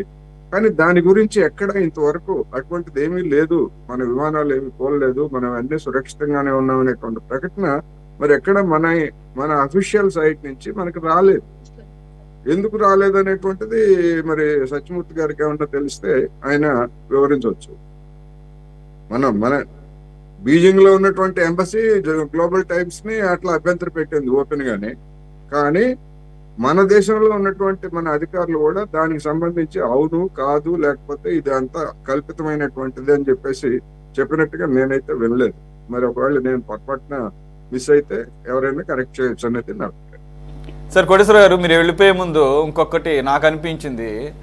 ఎప్పుడైతే ఈ జైషే మహమ్మద్ చీఫ్ కంటిన్యూ అవుతున్నాను నేను, సురేష్ గారు చెప్పండి. ఓకే సార్, ఈ మసూర్ అజర్ ఉన్నాడు కదా, అతను చనిపోయాడు లేదో కన్ఫర్మేషన్ లేదు, కానీ అతను సేమ్ ఆ ఫ్యామిలీకి సంబంధించిన 10 మంది చనిపోయారని చెప్పేసి వచ్చిన దానికి వాళ్ళు మేబీ ఇట్స్ ఉర్దూ ఆర్ అరబిక్లో వాళ్ళు ఒకటేదో బయటికి వాళ్ళు స్టేట్మెంట్ రిలీజ్ చేసినట్లుగా నేను మధ్యాహ్నం చూశాను. దానికి మన తెలుగు వర్షన్ అతనే ఒక ప్రకటన చేశాడని దాన్ని బీబీసీ వాళ్ళు అయితే సార్, అయితే పెద్దవాళ్ళతో పాటు 5 చిన్నారులు కూడా చనిపోయారు ఆ కుటుంబానికి సంబంధించి అన్నప్పుడు మాత్రం కొద్దిగా బాధ అనిపించింది. అయితే ఇక్కడ నేను అంత ప్రెసిషన్ అటాక్ లో ఇక తప్పదు, ఏదో అంటారు కదా, ఇక అది అన్అవాయిడబుల్ గా చూడాలా. ఎందుకనంటే అఫ్ కోర్స్ అక్కడ లోపల చిన్నపిల్లలు ఉన్నారా అని కూడా చూసేటటువంటి టెక్నాలజీస్ వచ్చేసినాయి కదా. ఇప్పుడు బిన్ లాడెన్ చంపినప్పుడు పాకిస్తాన్లో ఉన్నప్పుడు అతన్ని ఒక్క బిన్ లాడెన్ మాత్రమే టార్గెట్ చేస్తూ అమెరికా ఎక్కడి నుంచో రిమోట్గా ఉన్నటువంటి మిసైల్ని పంపించింది. అఫ్ కోర్స్ నేనేది ఆ టెక్నాలజీ అని కాదు, కానీ నేనేమంటున్నానంటే ఆ రకమైనటువంటి దాన్ని వాళ్ళు హైలైట్ చేశారనమాట. 5 చిన్నారులు కూడా అల్లా దగ్గరికి వెళ్ళారు, ఇప్పుడు పర్లేదు మేము ఈ పోరాటంలో ముందుంటాము అని చెప్పేసి వారి పద్ధతిలో వాళ్ళు చెప్పడాన్ని ఎలా చూడాలి? ఐ మీన్ ఈ రకమైనటువంటి అవాయిడ్ చేయడం కుదరదు పనేమో. సురేష్ గారు, మార్నింగ్ నుంచి మన తెలుగు మీడియా కానీ లేదా నేషనల్ మీడియా కానీ మొత్తం 100 మంది ఉగ్రవాదుల్ని లేపేశారు అని చెప్పేసి చెప్తున్నారు. ఒకవైపు పాకిస్తాన్ వాళ్ళు ఏం చెప్తున్నారంటే మసీదుల మీద లేదా ఇళ్ల మీద దాడి చేశారు, 26 మంది సివిలియన్స్ పౌరులు మృతి చెందారు, 45 మంది గాయపడ్డారు అని చెప్పేసి వాళ్ళు చెప్తున్నారు. ఇప్పుడు ఈ మసూద్ అజారు దీనికి సంబంధించినటువంటి దానిలో కూడా ఆయనకి 2 ఇళ్ళు ఉన్నాయంట, ఆ 2 ఇళ్ళకి సంబంధించి టార్గెట్ చేశారు అని చెప్తున్నారు. అయితే అతను దొరకలేదు, డెఫినెట్ గా ఇప్పటి వరకు దొరికాడని ఎక్కడ ఎవరు కన్ఫర్మ్ చేయట్లేదు, లేదా అటువంటి వార్తలు కూడా రావట్లేదు. మరి కుటుంబ సభ్యులు ఉన్నటువంటి దాని మీద చేస్తే రేపు మరి నిజంగానే ఆ పిల్లలు 4 5 ఒకళ్ళ అనేటువంటిది ఒకటైతే, రెండోది మిగిలినటువంటి వాళ్ళలో కూడా పిల్లలు లేదా మహిళలు అటువంటి వాళ్ళు కనుక ఉండేట్లయితే డెఫినెట్ గా మన దాడులు గురి తప్పాయా లేకపోతే దారి తప్పాయా అనేటువంటి ప్రశ్న రేపు వచ్చిన ఆశ్చర్యం లేదనేది నా అభిప్రాయం. ఇప్పుడు నేనైతే దాని గురించి కామెంట్ చేయదలుచుకోలేదు, ఎందుకంటే నిర్ధారించుకోకుండా కామెంట్ చేయడం అనేటువంటిది ఒక జర్నలిస్ట్ గా నేనైతే చేయను. కానీ పొద్దుటి నుంచి నాకున్నటువంటి ఆ సందేహం అనేటువంటిది పొద్దున్నే వచ్చింది ఆ వార్త, కొంతమంది పిల్లలు కూడా చనిపోయారు అనేటువంటిది పాకిస్తాన్ వైపు నుంచి చేసినటువంటి వార్త. మధ్యాహ్నానికి మసూద్ అజార్ ప్రకటన చేశాడు, అందులో తన కుటుంబ సభ్యులు పిల్లలు కూడా చనిపోయారని చెప్పేసి అతను చెప్పాడని వచ్చింది. అందుకని దానికి సంబంధించి మరి నిజాలు వెలువడిన తర్వాత మాత్రమే ఒక కామెంట్ కానీ లేదా మరొక విశ్లేషణ కానీ చేయొచ్చు అనేది నా అభిప్రాయం. Okay sir. సత్యమూర్తి గారు ఒకసారి ఆడియో ఓకే కదా సార్? సార్ సత్యమూర్తి గారు, ఒకటి ఈరోజు జరిగినటువంటి పర్ఫెక్ట్ ప్రెసిషన్ అటాక్స్ని అందరూ స్వాగతిస్తూనే అసలు ఈ పెహల్గామ్ కానీ లేదంటే గతంలో జరిగినటువంటి పుల్వామా కానీ ఇప్పుడు వీటిని ఎందుకని అవాయిడ్ చేయాలి? సార్ వినపడుతుంది సార్? సార్ మీ ఆడియో రావట్లేదు సార్. ఒకసారి మ్యూట్లో ఉందేమో ఒకసారి చూడరా సార్. మీ బాడీ లాంగ్వేజ్ తెలుస్తుంది కానీ వాయిస్ రావటం లేదు. బ్లూటూత్ కనెక్ట్ అయినట్లేదు సార్, ఒకసారి రీకనెక్ట్ చేస్తారు ఈ లోపల. రైట్, ఓకే, నేను మళ్ళీ మీ దగ్గరకు వస్తాను సార్. మీ ఆడియో రావట్లేదు అందు గురించి. బాజీ గారు, ఇక్కడ నా పాయింట్ ఏంటంటే సార్ బాజీ గారు చెప్పండి సురేష్ గారు. ఓకే సార్, పెహల్గామ్ అవ్వచ్చు, గతంలో పుల్వామా అవ్వచ్చు, నేను రెండింటిని ఎందుకని తీసుకురావాల్సి వస్తుందంటే ఇప్పుడు పెహల్గామ్ కూడా అదొక టూరిస్ట్ ప్లేసు, కొన్ని వేల మంది అక్కడ ఉన్నారు. ఇప్పుడు ఆ ఇన్సిడెంట్ జరిగినప్పుడు కూడా దాదాపు 4,000 మంది ఆ ఏరియాలో ఉన్నారని చెప్పేసి అంటున్నారు, ఆ పర్టికులర్ టూరిస్ట్ ప్లేస్లో. అక్కడ కాలినడకన ఆర్ బై హార్స్ బగ్గీ వీటి ద్వారానే వెళ్ళాలి.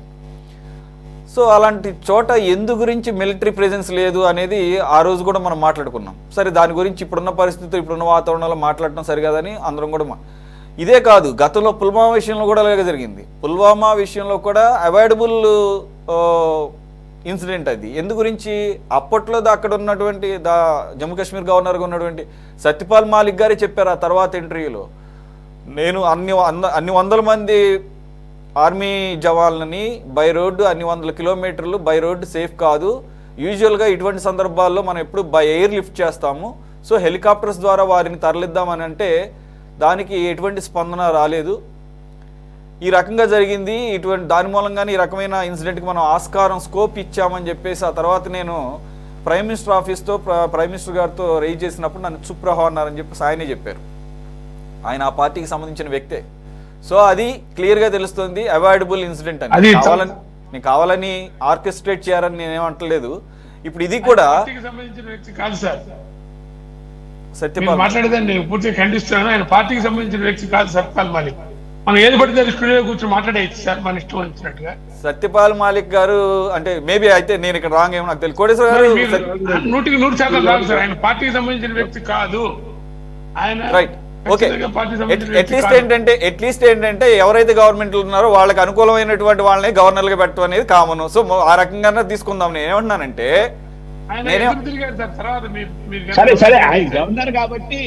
సరే గవర్నర్ సార్, ఓకే, మీ పార్టీ సంబంధించి ఆయన పక్కన పెడదాం. గవర్నర్ గా ఆయన ఆ తర్వాత చెప్పి నేనేమన్నానంటే నేను దాన్ని ఇక్కడ ఏంది పెహల్గామ్ అనేది 4,000 మంది ఆ రోజు అక్కడ పైన టూరిస్టులు ఉన్నప్పుడు ఎందు గురించి అక్కడ ఒక మాట నేను చెప్తాను, మీరు సురేష్ గారు అనుమతిస్తే.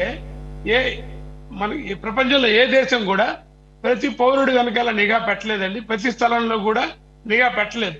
సరే, ఇప్పుడు మనం అప్రమత్తంగా ఉండాలి, ఇలాంటి జరగకుండా చూసుకోలేదు కరెక్టే. కానీ ఇప్పుడు మనం చూసాం సార్, ఇప్పుడు మన దగ్గర గోకుల్ చాట్ దగ్గర పేలుళ్ళు అయినాయి, దిల్సుఖ్ నగర్ లో అయినాయి, లుంబిని పార్క్ దగ్గర అయినాయి. ఇలా ప్రతి చోట అనేటువంటిది సాధ్యపడేటువంటి విషయం కాదు సార్. ఖచ్చితంగా ఇప్పుడు అప్రమత్తంగా ఉండాలి. ఇప్పుడు మనం ఇవాళ మీరు ఒక్క నిమిషం, ఇక్కడ హైదరాబాద్ లో గోకుల్ చాట్, లుంబిని పార్కు, జమ్మూ కాశ్మీర్ లాంటి సెన్సిటివ్ ఏరియా ఒకటే ఎట్లా అవుతుంది సార్? ఒకటి ఒకటి కాదు సార్ సురేష్ గారు, నేను చెప్తాను ఒకటి కాదు. జమ్మూ కాశ్మీర్ సెన్సిటివ్ ఏరియాలో కూడా ప్రతి చోట పట్టడం సాధ్యం కాదు. ఇప్పుడు ఇంత టెక్నాలజీ పెరిగి ఉన్నటువంటి ఇజ్రాయెల్లో ఏమైంది మనం చూసాం. మనం గాజాలో వాళ్ళు ఏ రకంగా దెబ్బతిన్నారు అంటే అంత వాళ్ళకి కెపాసిటీ ఉన్నటువంటి వాళ్ళు కూడా. ప్రపంచంలో అత్యధికమైనటువంటి ఇంటెలిజెన్స్ సిస్టమ్ ఉన్నటువంటి దేశం ఇజ్రాయెల్ అని చెప్పేసి ప్రతి ఒక్కరు చెప్పుకుంటారు. అటువంటి చోట జరగలేదా? అమెరికాలో జరగలేదండి. అమెరికాలో ఎలా జరిగినాయి ట్విన్ టవర్స్ బ్లాస్ట్ చెప్పండి. ఇప్పుడు మన ప్రధానమంత్రిని చంపేశారు కదండి, ప్రధానమంత్రి ఆఫీసులోనే. కాబట్టి ప్రతి వ్యక్తి వెనకాల కూడా మనం సత్యమూర్తి గారు ఒక్క మాటేనండి, ఒక్క మాట. ఇప్పుడు ఏ దాన్నిగానే చూడాలి మనము. ఇప్పుడు మనము చేసిన దాన్ని వ్యతిరేకించట్లేదు, ఉగ్రవాదాన్ని తీవ్రంగా ఖండిస్తున్నాం, దాన్ని అదేగానే చూద్దాం. కానీ ఇక్కడ మనం చూడాల్సింది ఏమిటంటే, అది సురేష్ గారు చెప్పినట్టు భారతదేశంలో అన్ని దాన్ని చూసినట్లు జమ్మూ అండ్ కాశ్మీర్ చూడడానికి వీల్లేదు. ఇంటింటికి, వీధికి, ప్రతి సెంటర్కి నిఘా పెడుతున్నాం. ఇప్పుడు బీజేపీ గవర్నమెంట్ ఏం చెప్పిందంటే దానికి ప్రత్యేక రాష్ట్రంగా ఉండడం వల్ల దానికి నిధులు కానీ రక్షణ కానీ లేకుండా పోతుంది. ఇటువంటిది ఒక్క బుల్లెట్ కూడా పేర్చకుండా చూసే బాధ్యత కేంద్రానిది. అందుకోసమే దాన్ని ప్రత్యేక హోదా ఎత్తేసి మనం కలుపుకున్న రాష్ట్రాన్ని దేశంలో కలిపేశాము. కానీ ఇక్కడ ప్రభుత్వాన్ని మనం చూడాల్సింది ఏమిటంటే అక్కడ జరిగినటువంటి ఇన్సిడెంట్ ఏమిటంటే వచ్చినటువంటి ఉగ్రవాదులు తీరిగ్గా పెళ్లి కొడుకుల్లాగా వచ్చి ప్రజల్ని మోకాళ్ళ మీద కూర్చోబెట్టి పేరు అడిగి చాలా దుర్మార్గంగా వివరించారు. ఇంతసేపు ఎక్కడ పోయారు ఆర్మీ అనేది ఇక్కడ ప్రజలకి అనుమానంగా ఉంది. ఇది చెప్పాల్సిన బాధ్యత మీది. మీదంటే సారీ మీ వ్యక్తిగతంగా ప్రభుత్వం. రెండో అంశం ఏమిటంటే వినండి రెండో అంశం ఏమిటంటే మనం గతంలో ఉన్నటువంటిది గతంలో ఎన్నికల కోసం నేను ఇప్పుడు ఎన్నైనా మనం మాట్లాడచ్చు సార్. స్టూడియోలో కూర్చొని మాట్లాడటం ఎన్నైనా మాట్లాడచ్చు, లేదు వీడియోలు రిలీజ్ చేసేవాళ్ళు ఎన్నైనా చేయొచ్చు. మన దగ్గర ప్రొఫెసర్లు ఉన్నారు, వాళ్ళు ఇది మోడీ ఎలక్షన్ కోసమే చేయించాడని చెప్పినటువంటి గొప్ప గొప్ప మేధావులు ఉన్నారు. అర్థమైందా? మీరు ఇప్పుడు మీరు చైనా ఇక్కడ అసలు చైనా దోషమే లేదన్నట్టు మాట్లాడారు. మీ అభిప్రాయం? మీరు చెప్పింది చైనా భారతదేశానికి గడిచిన 60 సంవత్సరాల్లో ఒక్క బుల్లెట్ పేల్ లేదు. చైనా ఇండియా పాకిస్తాన్ ఒక్క మాట చెప్తాను సార్. నాకు ఇవాళ పాకిస్తాన్ ఎంతో చైనా కూడా అంతే. ఒక భారతీయుడిగా నేను చెప్తున్నా, పాకిస్తాన్ తో ఎంత ప్రమాదం ఉందో చైనాతో కూడా అంత ప్రమాదం ఉంది. చైనాని మనం ప్రేమించడం లేదు, నేను చైనాని ఖండిస్తాను నేను. ఎందుకంటే చైనా అంత ఖండించకపోతే మీరు బీజేపీ ఎందుకు అవుతారు? మీరు యుఎన్ఓలో అదే సార్, మీరు కమ్యూనిస్టులు ప్రేమించవచ్చు చైనా, నాకే అభ్యంతరం లేదు. కానీ యుఎన్ఓలో తీర్మానాన్ని వ్యతిరేకించింది, ఉగ్రవాద తీర్మానాన్ని వ్యతిరేకించింది చైనా ఒక్కటే. దేశంగా అలాగే ఖండించిన దేశం కూడా చైనా ఒకటే. టర్కీ కూడా చైనా సాహసం. మన యొక్క దాడుల్ని ఖండించేది కూడా చైనా ఒకటే అంతర్జాతీయ సమాజంలో. కాబట్టి అటువంటి చైనా నాకు శత్రువే. ఖచ్చితంగా చైనా మాత్రం అప్రమత్తంగా ఉండాలి. మీ ప్రభుత్వం అనలేదు శత్రువు అని మీరు అనొచ్చు. మీ ప్రభుత్వమే అంటే ఇప్పటిదాకా సార్ నేను ఒక భారతీయుడినండి, నేను ఒక భారతీయుడిని. నా అభిప్రాయం నాకు ఉంది. ఇప్పుడు మోడీ గారు చెప్పారు, వాళ్ళు డిప్లొమాటిక్ గా చెప్పుండొచ్చు. నాకు డిప్లొమసీ అవసరం లేదు. మోడీ గారికి అవసరం డిప్లొమసీ, నాకు అవసరం లేదు. నేను ఏం భావిస్తానో అది చెబుతున్నాను. చైనా ఎప్పటికైనా మనకి ప్రమాదమే.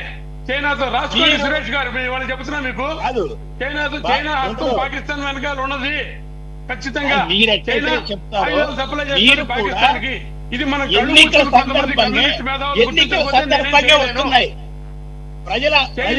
పాకిస్తాన్ కి ఆయుధాలు సరఫరా చేస్తుంది.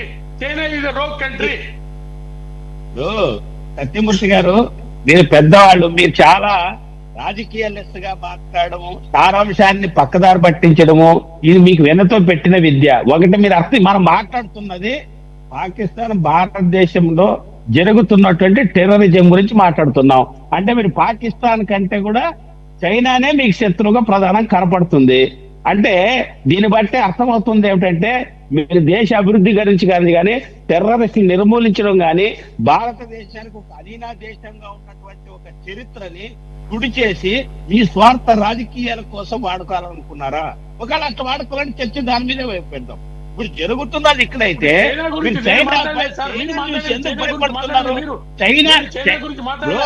చైనా ఖండించలేదు. ఇప్పుడు Global Times China mouthpiece. పౌరుణ్ణి నేను భారతదేశ పౌరుణ్ణి. ఇప్పుడు నేను వాళ్ళు చెప్పేది ఏంటంటే ఇవాళ భయపడుతున్నావు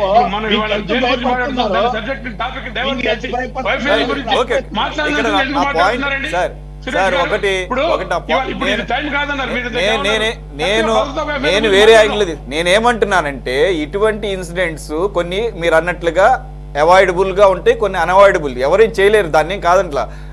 న్యూయార్క్ ట్విన్ టవర్స్ నే పేల్చేయగలిగింది, టార్గెట్ చేస్తే దేన్నైనా కానీ చేయగలరు.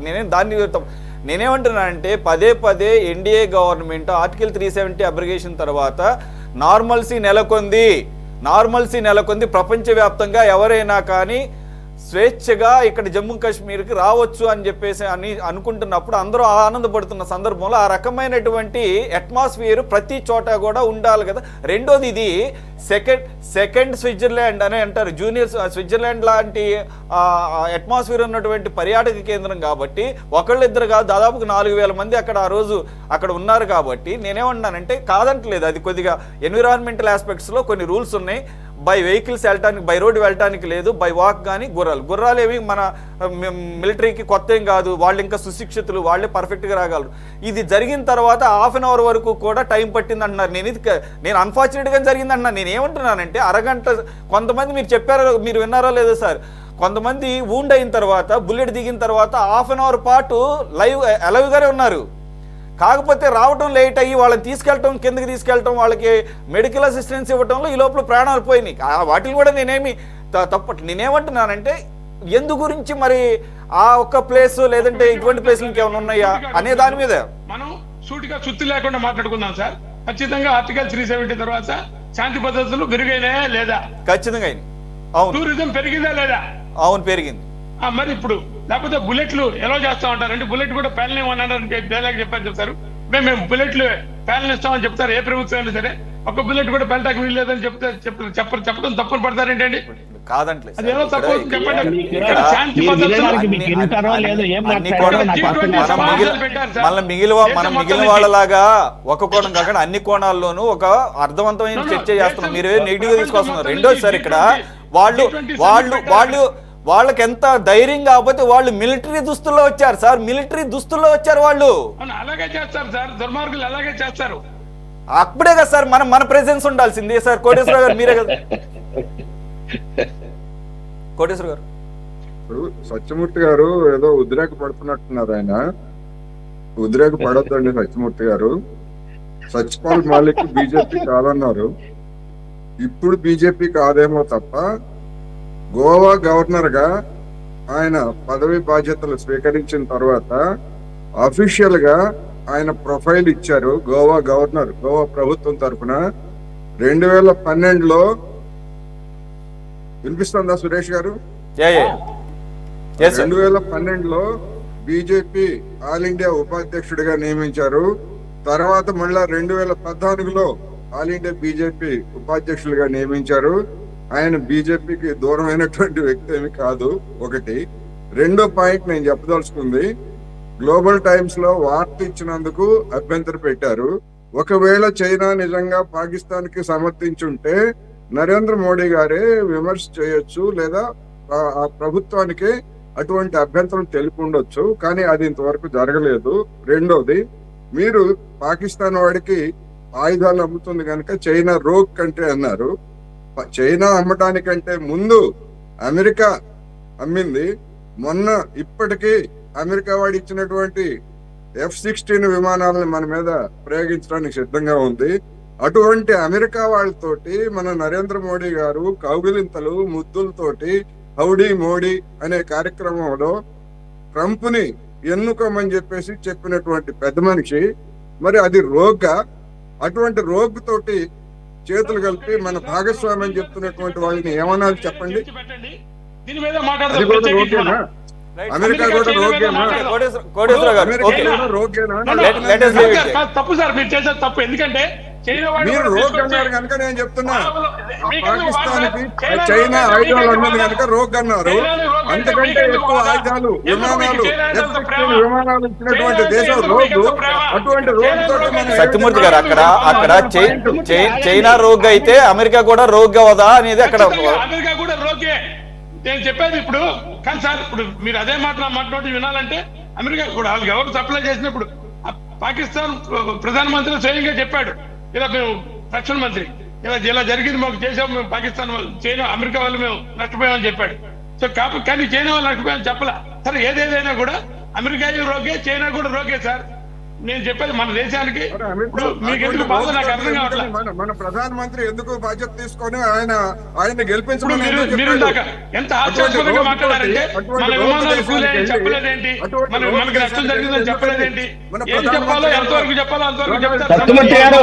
సత్యమూర్తి గారు కొంచెం తగ్గించుకోండి, బీపీ పెరుగుతా వద్దు. మనం ప్రశాంతంగా మాట్లాడుకుందాం, మనం మాట్లాడుకుందాం, మన దేశం గురించి మాట్లాడదాం, మన దేశ భద్రత గురించి మాట్లాడదాం, దేశ అభివృద్ధి గురించి మాట్లాడదాం. మీరు నేను దేశం గురించే మాట్లాడుతున్నా సార్. ఇప్పుడు ఆ 3 విమానాలు పోయాయి కదా, వాటి గురించి అది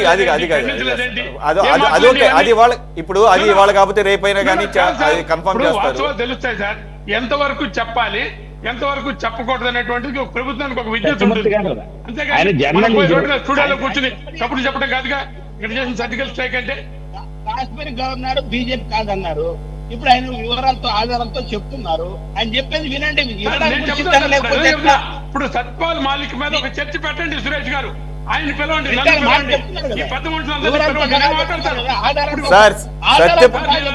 సార్ ఓకే సార్ ఓకే, ఇప్పుడు ఇది కరెక్ట్ టైం కాదేమో కానీ రిలవెన్స్ ఉంది. సత్యపాల్ మాలిక్ గారు ఇంటర్వ్యూ నేను విన్నాను, మీరు కూడా వినుంటారు. నేను విన్నా ఇంటర్వ్యూ ప్రకారం మోడీని తిట్టాడు, అదేమిటి మరి ఇప్పుడు అలా అంటే ఏం చెప్తారు మీరు? సత్యపాల్ మాలిక్ గారు మోడీని తిట్టాడు.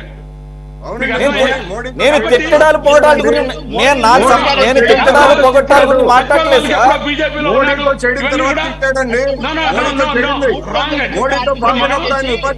సార్. రూపాయలకు సత్యమాలిక్ గారికి ఇవ్వజూపారు, ఆయన ఒప్పుకోలేదు. మోడీ కార్పొరేట్ కొమ్ము కాస్తున్నాడని చెప్పాడు, కరెక్ట్ అని చెప్పింది. 150 కోట్లు నాకు ఇవ్వజూపారు.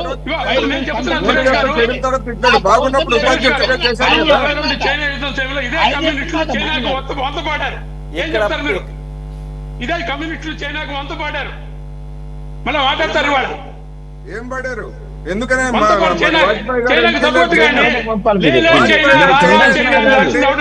వాజ్పేయి గారు చైనా ఎందుకు వెళ్ళాడు? విదేశాంగ మంత్రిగా సార్ చైనా వెళ్తారండి. చైనా వంత ఎక్కడ వాడారు? వంత ఏం వాడారు? వంత మోడీ గారు సార్ మీరు కమ్యూనిస్ట్ అయితే నాకే అభ్యంతరం లేదు. నేను కమ్యూనిస్ట్ కాదు, నేను ఒక జర్నలిస్ట్ గా అడుగుతున్నా. వంత ఏం పాడారు చెప్పండి. అదే ఇప్పుడు వంత ఏం పాడారు? నేను రుజువులతో సహా చూపిస్తా మీకు. దీని మీద చర్చ పెట్టండి సురేష్ గారు. రుజువులు చెప్పండి. నేను రుజువులతో సహా చూపిస్తాను. చెప్పండి. తప్పకుండా సార్, తప్పకుండా సత్యమూర్తి గారు మరోసారి రుజువులతో సహా చూపిస్తా. మరోసారి చెప్పండి. రుజువులు అక్కర్లేదు, చెప్పింది మేము నమ్ముతాం. రుజువులు ఉన్నాయి, నమ్ముతాం. వంత ఏం పాడారు? Okay let us leave. Okay actual గా ఈ పరిస్థితి రాకుండా ఉండడానికి అవకాశం ఏమైనా ఉందా అని చెప్పేసి ఒక యాంగిల్లో అడగడమే తప్ప, అంతే తప్ప దీంట్లో ఇంక వేరే ప్రభుత్వాన్ని ఏదో తప్పు పట్టాలి అటువంటిది ఏం లేదు. శాంతియుతంగా చర్చల ద్వారా పరిశీలించుకోమని చెప్పడమే చైనాకు వంటబడినట్టుగా బీజేపీ వాళ్ళు చెప్తున్నారు. కోటేశ్వర గారు ఇప్పుడు maybe it's not the right time. Kodeswara, let us leave it there. Maybe it's not the right time. Some other time. Okay.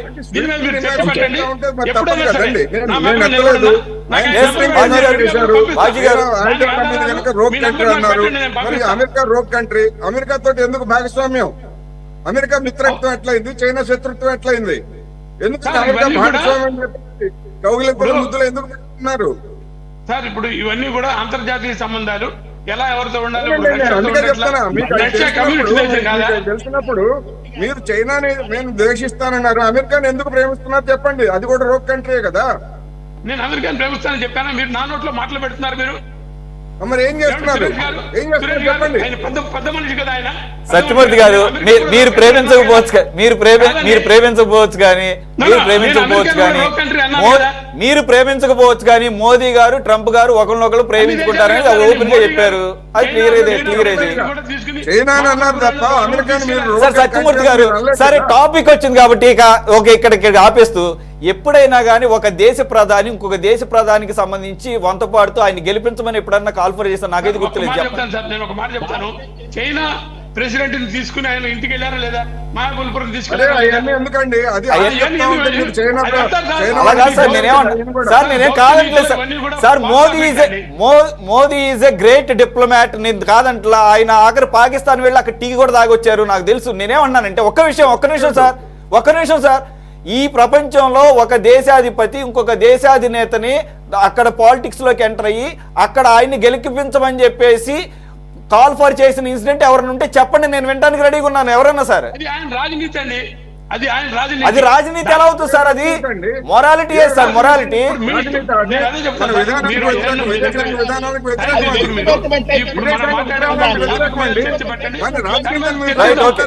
Right okay sir. ఇప్పుడు ఒకటి సార్, సత్యమూర్తి గారు ఒకటి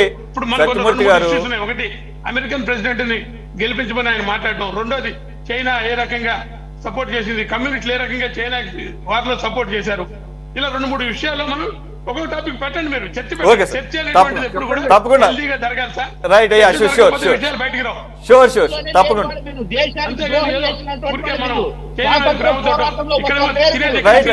చైనా జిందాబాద్, ఇక్కడ తిండి రష్యా జిందాబాద్, ఈ మాటలు మనకు వద్దు. అవన్నీ అసలు ఆ ప్రస్తావన రాలేదు సార్, ఆ ప్రస్తావన రాలేదు. నా దేశానికి నేను కట్టుబడి ఉంటాను, అసలు ఆ ప్రస్తావన రాలేదు సార్. దాంట్లో ఎటువంటి సస్పెషన్ లేవు. చైనా గ్లోబల్ టైమ్స్ లో వచ్చిందని ఖండించలేదేంటి? ఇదేంటి ఏం మాట్లాడండి ఇవన్నీ సార్? అది కూడా ఒక్క నిమిషం సత్యమూర్తి గారు, అది కూడా కోటేశ్వర గారు ఎందుకన్నారంటే, నేను క్వశ్చన్ చేశాను. నేను వెంకటేశ్వరరావు గారిని నేను క్వశ్చన్ చేసి ఏమనంటే, ప్రపంచంలో అన్ని దేశాలు కూడా ఈ ఏవైతే స్ట్రైక్స్ జరిగినాయో వాటికి యునానిమస్ గా మద్దతు తెలుపుతున్నప్పుడు చైనా ఎందుకని అంటే, నేను కరెక్ట్ గా వాడలేదు పదం, ఆ తర్వాత కోటేశ్వర గారు కరెక్ట్ చేశారు, వి రిగ్రెట్ అని చెప్పేసి. చాలా విచారకరం అని నేను ఖండించారనుకున్నాను. సురేష్ గారు, ఏ దేశం కూడా స్ట్రైక్ కి మద్దతు ఇవ్వలేదు, సమర్థించలేదు, ఒక ఎక్సెప్ట్ ఇజ్రాయెల్ తప్ప ఏ దేశం కూడా దాడుల్ని సమర్థించలేదు. జాగ్రత్త పడండి, మంచిది కాదు అని చెప్పాయి తప్ప భారత్ చేసినటువంటి దాడులను మేము సమర్థిస్తున్నామని ఏ దేశం కూడా ఒక ఎక్సెప్ట్ ఇజ్రాయెల్. అయితే ఒకటి సార్, ఇక్కడ నాకు తెలిసి యాంటీ టెర్రరిస్ట్, ఈ cross border terrorist out fits మీద దాడులకు సంబంధించి మద్దతు తెలుపుతున్నాము ప్రపంచంలో ఎక్కడ జరిగినా కానీ. ఎవరైనా చెప్తారు, అది ఆ యాంగిల్ లో ఎవరైనా చెప్తారు అది. సార్ బాజీ గారు ఉన్నారా? సారీ,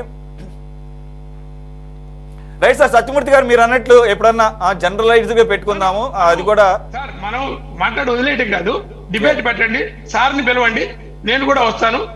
నేను మీరు ఏ రుజువులైతే ఏమైతే మాట్లాడానో వాటన్నిటికి కూడా నేను సమాధానాలు చెప్తా. ఇప్పుడు మనకి టైం లేదు కాబట్టి ఇప్పుడు కరెక్ట్ కూడా కాదులేండి, ఎందుకంటే మనం దీని వరకే కన్ఫైన్ ఉందాము. Thanks very much. మనం ఏదో మోడీ ఇక్కడ తప్పు చేశారు, అక్కడ తప్పు చేశారు ఎవరంటారు? భారతీయ జనతా పార్టీ కార్యకర్తగా మీరే చెప్పారు సార్, మళ్ళీ మీరు తప్పించుకోకండి. మీరే అన్నారు హౌడీ మోడీ అని చెప్పేసి. అవును సార్, నేను తప్పలేదు. నేను ఇప్పుడు కూడా నేనేమంటా అంటే, నాకు ఒక రుజువు చూపించండి, ఎవరైనా ప్రపంచంలో అలా అన్నారా అని అడుగుతున్నా అంతే. ఇప్పుడు ఒకటి అది కరెక్ట్ కాదు, ఏ దేశం అధినేత చేయలేదు అన్నారు కాబట్టి తప్పులు ఒప్పుకుందాం. నేను ఒక భారతీయ జనతా పార్టీ సార్ ఒక్క నిమిషం కోటేశ్వర గారు కంక్లూడ్ చేసే ముందు సార్ సత్యమూర్తి గారు, ఇప్పుడు నేనేమంటున్నా అంటే, నేను చాలా నయ్యవే ఈ విషయాల్లో, చాలా జూనియర్ గాని భావించి మీరు వినండి. ఇప్పుడు హౌడీ మోడీ అని చెప్పేసి అగ్లీ బార్ ట్రంప్ సర్కార్ అన్నప్పుడు, ఒకవేళ పొరపాటున ట్రంప్ కాకుండా అక్కడ డెమోక్రాట్స్ వచ్చారు అనుకుందాం సార్, వస్తే మన పట్ల మరి విదేశాంగ విధానంలో మార్పులు కనపడతాయి కదా. ఇది కాదు కదా మన కోరిక, మనకి ఎవడొచ్చినా గానీ మనకి ఓడిపోయాడు కదా. అదే సార్ నేనేమంటున్నానంటే, చెప్తున్నా సార్, ప్లస్ మైనస్ కానీ దానిలో ఉన్నటువంటి కానీ ఇవన్నీ మనం మాట్లాడుకుందాం. మనం మాట్లాడదాం, నిజాయితీగా చర్చిద్దాం, దానికి నేను సిద్ధం. Sure sir, we welcome you. Thank you very much for joining. Krishnamurthy గారు, వెంకటేశ్వర గారు, అలాగే కోటేశ్వర గారు అండ్ బాజీ గారు. ఇది వాళ్ళ టాప్ డిబేట్. మరో అంశంతో మళ్ళీ కలుద్దాం. Stay tune to city 24/7.